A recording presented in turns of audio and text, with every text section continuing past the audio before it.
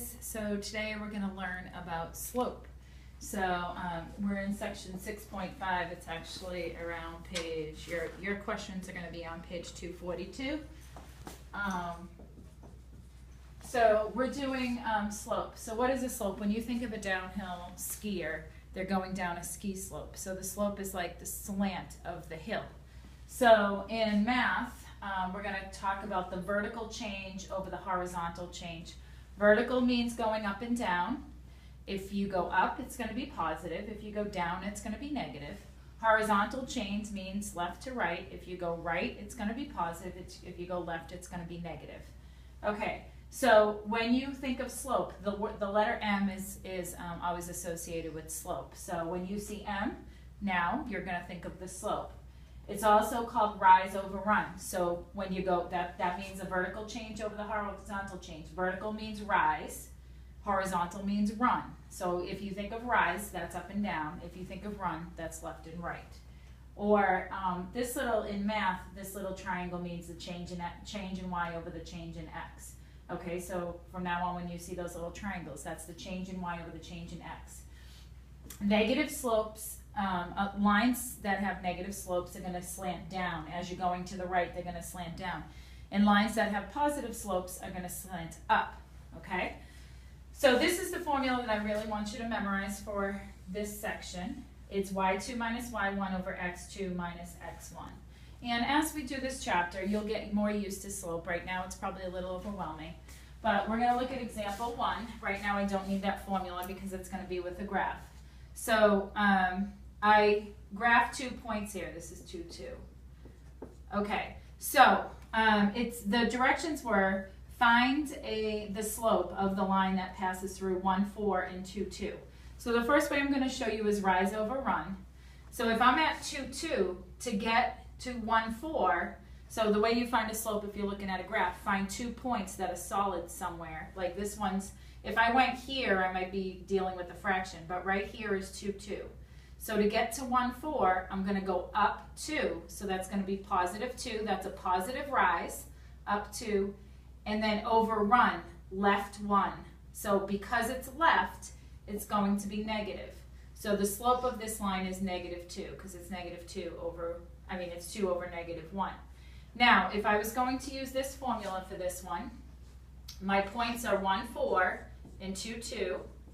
So what does y2 and y1 and x2 and x1 all mean? Well, this is your first point, so that's going to be x1 and not x1, y1, because that's your first point, and this is going to be x2 and y2. Could I say that was x1 and x2? Yeah, y2, x1 and y1, and that's x2 and y2. Yeah, it doesn't matter, but whichever point you pick, if this is going to be x1, y1, then that's going to be x2, y2. The formula is y2, so I'm going to do 2 minus y1 minus 4 over x2, 2 minus x1, 1. 2 minus 4 is negative 2. 2 minus 1 is 1. The slope is negative 2. So my answer is m equals negative 2. Okay, up here, now you're just given points and you have to throw in that formula. So again, I'm going to do x1, y1, x2, y2. So y2, negative 3, minus y1, 1, over x2, 2, minus x1, 4. So negative 4 over negative 2 equals 4 over 2, and they're both negative. So the slope equals 2. Okay? Now, I'm not going to write x1, y1, x2, y2. Now I'm going to assume that you know it's 5 minus 4 over negative 1 minus 3. 5 minus 4 is 1. Negative 1 minus 3 is negative 4. The slope, m equals negative 1/4. Okay?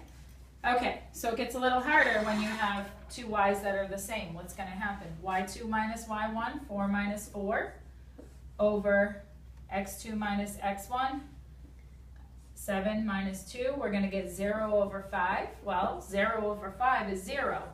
This line, if I graphed it, 2, 4 would be over 2 and up 4, and then over 7 and up 4. 1, 2, 3, 4, 5, 6, 7, up 4.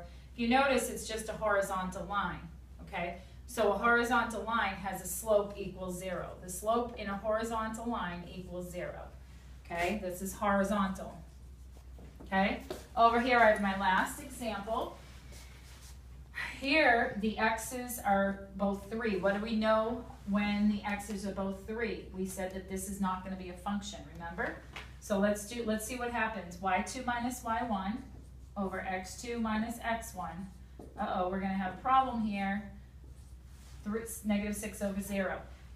X can't be the same number because this, we know, anytime you have a fraction and it's over 0, that's called undefined. So let's graph this and see what it is.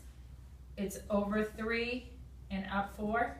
Dot. Over 3, down 2. What do we know this? This is a vertical line. Okay. Vertical lines have no slope. What do you call it? Vertical lines have no slope.